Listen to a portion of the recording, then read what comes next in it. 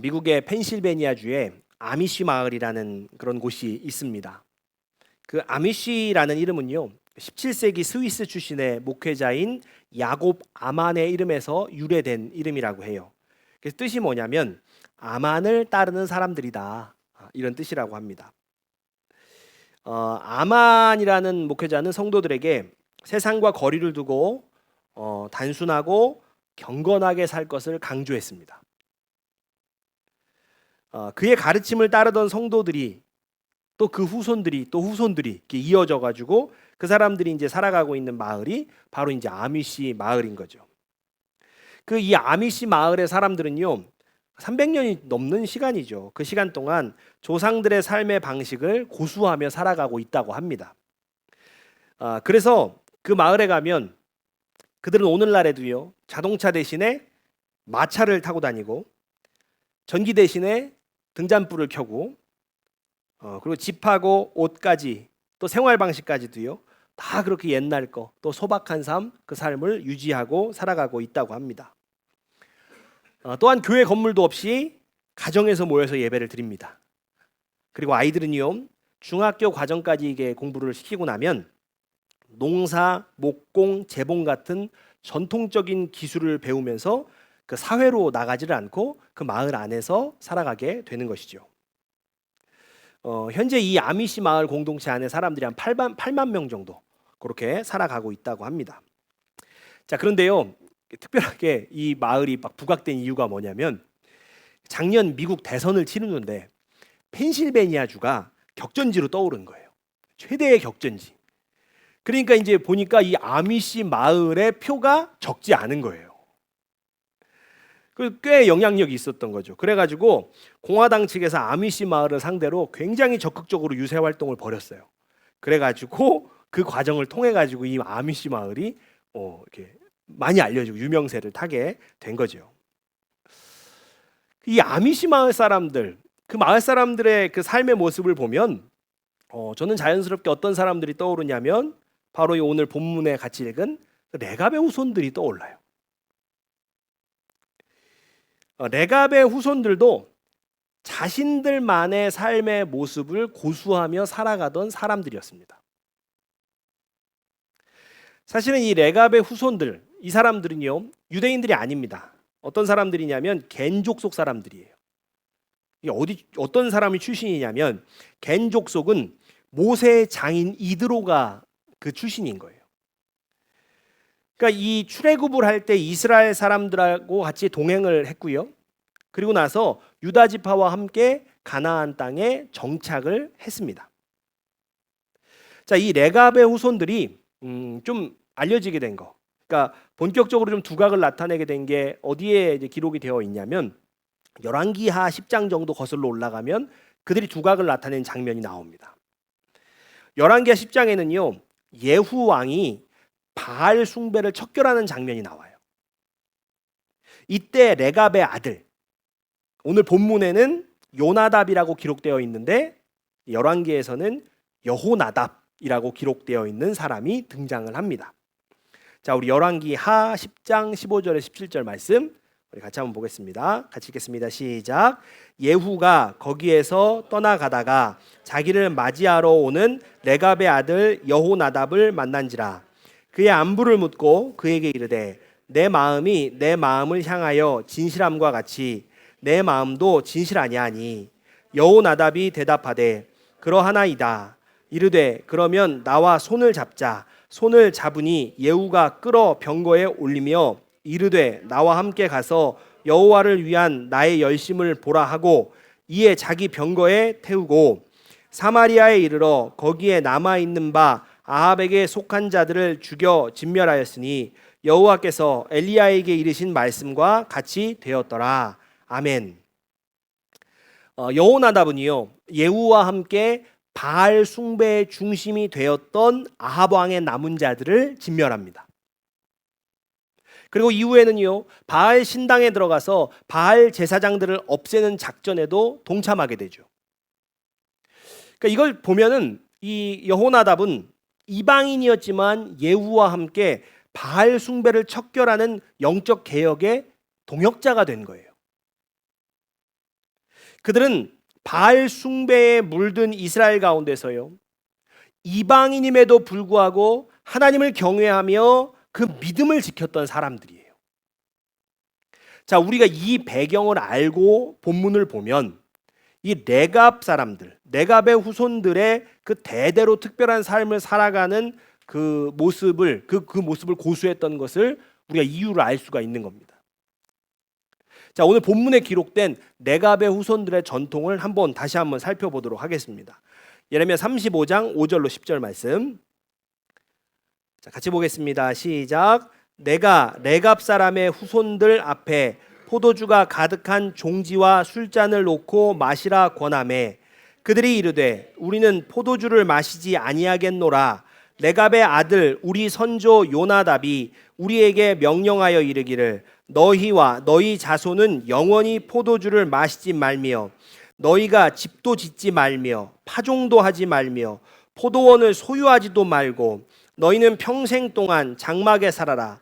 그리하면 너희가 머물러 사는 땅에서 너희 생명이 길리라 하였으므로 우리가 레갑의 아들 우리 선조 요나답이 우리에게 명령한 모든 말을 순종하여 우리와 우리 아내와 자녀가 평생 동안 포도주를 마시지 아니하며 살 집도 짓지 아니하며 포도원이나 밭이나 종자도 가지지 아니하고 장막에 살면서 우리 선조 요나답이 우리에게 명령한 대로 다 지켜 행하였노라. 아멘. 그러니까 요나답 당시에 이스라엘 땅에는 바알 숭배가 만연했어요. 그리고 이 바알은요, 농사의 신입니다. 농사의 신, 풍요의 신. 그러니까 사람들은 풍요를 기원하면서 포도주를 바알에게 바치고 포도원 추수 축제를요, 바알 숭배하는 축제로 그 제사로 바꿔버린 거예요. 그러니까 그 시대에 농사를 짓는다는 것은 어떤 식으로든지 간에 바알 숭배와 연관되지 않을 수가 없었던 거죠. 포도 농사를 지어도 포도주를 만들어도 그것은 당시 종교적 분위기 속에서는 바알 숭배와 연결될 수밖에 없었던 거예요. 그런 시대에 살았던 요나답이 농사도 짓지 말고 포도원도 만들지 말고 포도주는 입에 대지도 말아라, 이렇게 얘기하는 거예요. 그러니까 그 얘기가 어떤 얘기입니까? 바알 숭배와는 어떤 방식으로도 연결되지 말라는 거예요. 거기에 가까이 가지도 말라는 거예요. 그러니까 다시 말하면 요나답의 명령은 단순히 절제해라 이런 명령이 아니었다는 거죠. 자손들을 우상 숭배의 유혹에서 철저히 지키기 위한 거룩한 울타리를 쳐준 거예요. 레갑의 후손들은요, 이걸 예레미야의 시대까지 잘 지키며 철저히 지키며 살아왔던 거죠. 오늘 본문에서 하나님께서는요, 예레미야에게 그런 레갑 족속들을 불러서 포도주를 권하라고 명령하시는 거예요. 그러니까 이 명령이 단순한 어떤 시험, 제한, 유혹 이런 게 아니었습니다. 하나님께서는 레갑의 후손들이 조상 요나답의 명령을 지금까지도 철저히 지키며 살고 있다라는 것을 드러내고자 하신 거예요. 그리고 그들의 순종을 배경 삼아서 이렇게 말씀을 하십니다. 레갑 족속은 지금도 조상의 명령을 지키며 살아가고 있다. 그런데 너희는 너희에게 수많은 선지자들을 보내고 또 보내며 악한 길에서 돌이키라, 다른 신들을 섬기지 말라고 거듭 명령했지만 너희는 내 말에 귀를 기울이지 않았다. 하나님께서는 레갑 족속의 순종을 예로 들어서 하나님의 말씀을 끝내 외면한 유다 백성의 불순종을 책망하시는 겁니다. 그리고 끝없는 설득에도 불순종을 선택한 이스라엘 백성에게 이렇게 말씀하시는 거죠. 예레미야 35장 17절입니다. 같이 읽습니다. 시작. 그러므로 만군의 하나님이요 이스라엘의 하나님인 나 주가 말한다. 내가 유다와 예루살렘의 모든 주민에게 예고한 모든 재앙을 그대로 내리겠다. 내가 그들에게 말을 해도 그들이 듣지 않고 내가 그들을 불러도 그들이 대답하지 않았기 때문이다. 아멘. 하나님께서는 마침내 예고하셨던 그 재앙을 내리시겠다고 선언하시는 거예요. 하나님께서 예레미야를 통해서요, 지난 수년 동안 계속해서 반복해서 말씀하셨습니다. 너희가 내게 돌아오지 않으면 예루살렘은 바벨론에게 포위되고 함락될 것이다. 너희가 회개하지 않으면 칼과 기근과 전염병으로 죽게 될 것이다. 너희는 결국 포로로 끌려가게 될 것이다. 계속 말씀하셨어요. 그러나 이스라엘 사람들은 그 두려워하지 않았습니다. 선지자 예레미야를 통한 반복된 하나님의 메시지는요, 그들에게는 이제는 점점 익숙한 소음이 되어갔어요. 하나님의 오래 참으심이 회개의 기회가 아니라 심판이 없을 거라는 착각으로 바뀌게 된 거죠. 그러나 그들에게 익숙했던 그 메시지, 그 익숙했던 그 예레미야의 그 소리는 마침내 재앙이 되어서 눈앞에 선명히 드러나게 됩니다. 심판은 없을 것이라며 안일하게 여겼는데요, 결국 예루살렘이 무너지고 포로로 끌려가는 그 비극이 현실이 되는 거죠. 하나님의 경고는 단순히 소문이 아니었습니다. 피부로 느껴지는 고통과 눈물의 현실이 된 거예요.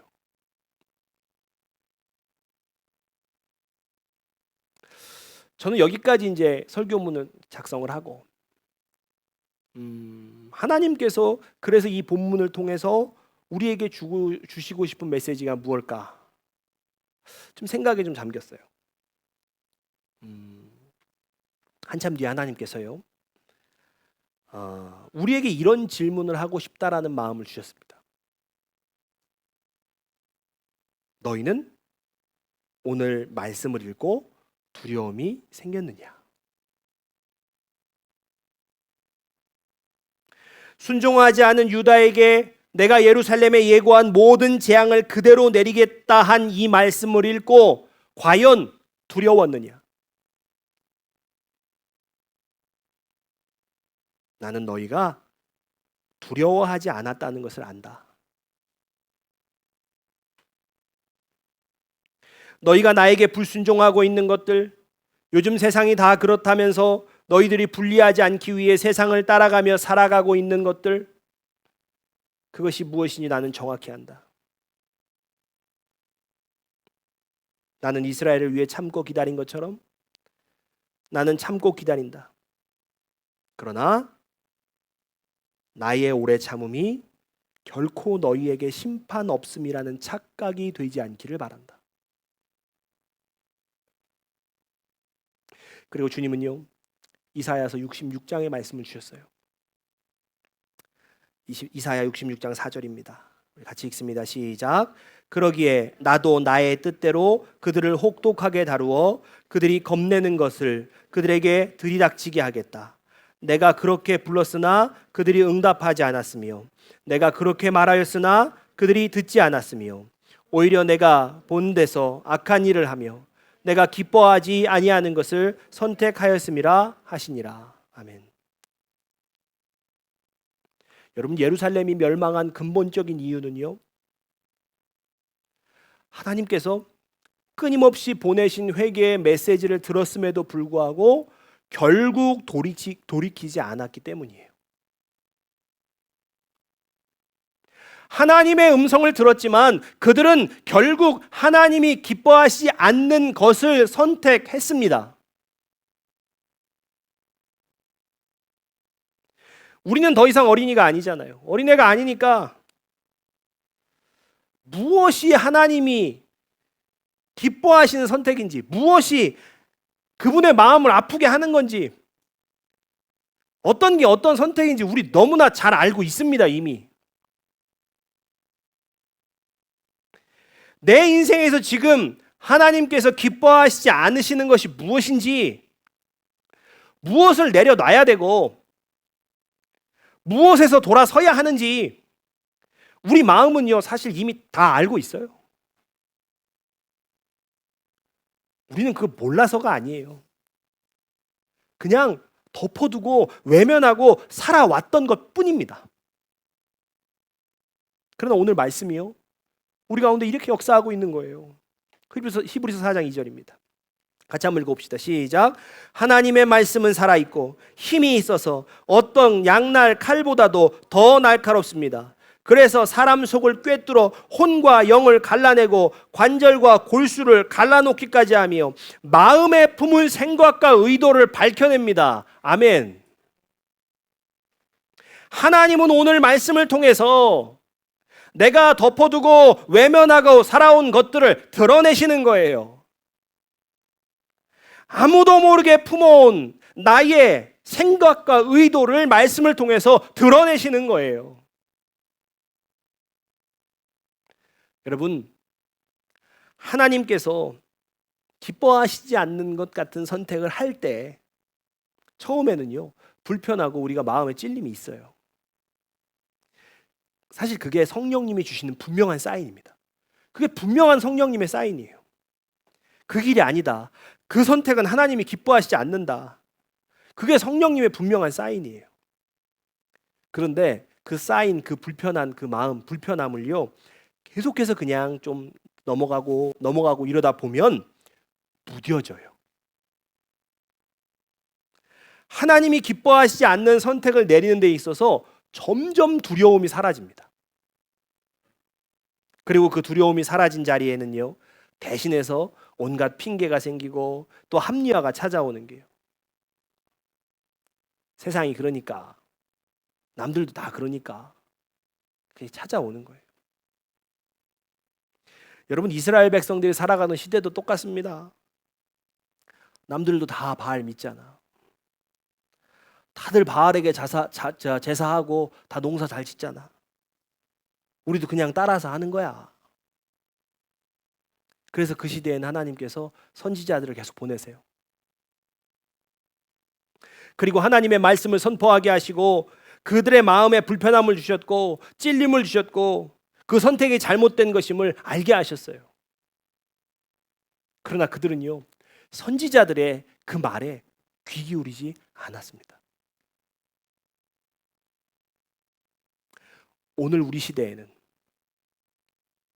시대에는요, 하나님께서 성령을 보내주셨어요. 성령께서 우리 안에 말씀하시는 겁니다. 그 선택은 하나님이 기뻐하시는 선택이 아니야. 너의 그런 말과 행동은 하나님께서 기뻐하시는 것이 아니야. 성령님이 우리 안에 말씀하세요. 그러나 많은 사람들이 성령님의 말씀에 마음을 닫았습니다. 익숙함에 젖어서, 세상의 흐름에 젖어서 성령님의 음성을 더 이상 듣지 않게 되었어요. 그러나 주님은요, 오늘 성령님께서 우리 안에서 다시 강력하게 역사하기를 바라고 계세요. 우리 안에 계신 성령님의 음성을 우리가 다시 듣기를 원하십니다. 성령께서 주시는 마음에 우리가 다시 민감하게 반응하기를 원하십니다. 여러분, 내 안에 강력해진 성령님의 역사하심은요, 나의 죄를 또렷이 깨닫게 할 것입니다. 성령님께서는 나의 선택, 나의 말, 나의 행동, 나의 모든 그런 삶을 뚜렷하게 조명하실 거예요. 그래서요, 우리의 삶은 불편해질 겁니다. 나의 죄성과 성령님의 거룩하심의 싸움으로 인해서 내 삶은요, 더 불편해질 거예요. 그동안 인식하지 못했던 하나님께서 기뻐하시지 않는 나의 말과 행동들을요, 더 정확하게 인식함으로써요, 불편해질 거예요. 내가 내린 그 하나님이 기뻐하시지 않은 선택들, 그 선택들로 인해서요, 내 마음은 막 찔리고 막 흔들릴 거예요. 부대낄 겁니다. 그러나 결국 그 불편함은요, 우리를 회개의 자리로 이끌어갈 거예요. 성령께서 주시는 그 불편함은 우리를요, 반드시 회개의 자리로 이끌어갑니다. 성령께서 주시는 불편함은 우리를 깨우시고 멈추게 하시고 돌이키게 하시는 하나님의 손길입니다. 그러므로 여러분, 그 불편함을 느끼십시오. 그 불편함의 자리를 떠나지 마십시오. 그 자리에서 도망치지 말고 오히려 성령님을 더 붙드십시오. 바로 그 자리가 회개가 시작되는 자리예요. 그리고 지난주에 우리가 나눴던 말씀처럼 행동으로 하나님께 나의 회개를 증명하셔야 됩니다. 삶의 방향이 바뀌어야 해요. 하나님이 기뻐하시는 선택이 계속해서 내 삶에 쌓여가야 하는 것입니다. 여러분, 그러기 위해서는 또한 성령님의 도우심이 너무나 필요한 거예요. 여러분, 죄인인 인간은 자신의 삶을 바꿀 능력이 사실은 없습니다. 오직 성령의 충만함이 나의 행동을 변화시킬 수 있는 것입니다. 여러분, 사도행전에서 그 바울을 보면 그가 예수 믿는 자들을 막 잡으려고 열심을 내며 다메섹으로 가던 중에요, 그의 눈을 멀게 하시는 사건을 경험하게 됩니다. 이때 아나니아가 바울에게 가서 얘기하는 말을 들어보면 뭐라고 얘기하냐면, 예수께서 나를 너에게 보내셨다. 그 이유는 당신이 시력을 회복하고 성령으로 충만하게 되도록 하기 위함이다. 이렇게 얘기를 해요. 그 결과 사도 바울은 다시 보게 되고요, 성령의 충만함을 받게 됩니다. 그리고 그 후에 일어난 사도 바울의 변화를 성경은 이렇게 기록해요. 사도행전 9장 20절입니다. 같이 봅니다. 시작. 그런 다음에 그는 곧 여러 회당에서 예수가 하나님의 아들이심을 선포하였다. 아멘. 예수 믿는 사람을 잡으러 다니던 사람이 이제는 성령의 충만함을 받으니까 예수를 전하는 사람이 되었다는 거예요. 여러분, 그의 행동이 180도 뒤집어진 거예요. 이것이 바로 성령의 능력입니다. 성령님만이 사람의 마음을 바꾸시고 말과 행동을 변화시키실 수 있는 거예요. 여러분, 성령이 없이는요, 지금 내 삶에 반복되고 있는 죄악들, 하나님께서 기뻐하시지 않는 나의 말과 행동의 패턴들, 하나님께서 기뻐하시지 않는 수많은 선택들, 여러분, 이 모든 것들을 성령님 없이는 제대로 깨달을 수도 없고요, 그러니까 결코 변화될 수도 없습니다. 삶의 변화를 일으키는 회개, 성령님 없이는 결코 일어날 수 없어요.